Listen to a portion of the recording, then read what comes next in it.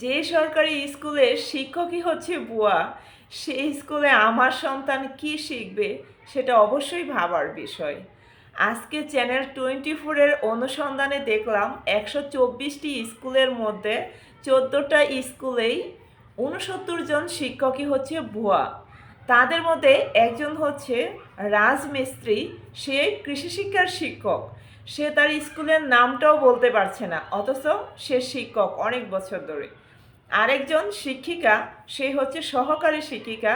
সে নিজে দাবি করতেছে সে হচ্ছে আয়া, এবং তার যোগদান হচ্ছে 2005 সাল, কিন্তু সে এসএসসি পাশ করেছে 2011 সাল।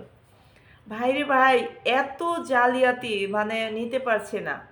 আমার বিশেষভাবে অনুরোধ রইল শিক্ষা মন্ত্রণালয়কে, যেন তারা এটা সুষ্ঠু তদন্ত করে। সারা বাংলাদেশে এখনো পর্যন্ত কতজন ভুয়া শিক্ষক আছে তাদেরকে যেন খুঁজে বের করে সঠিক শিক্ষকদেরকে সম্মান দেওয়া হয়।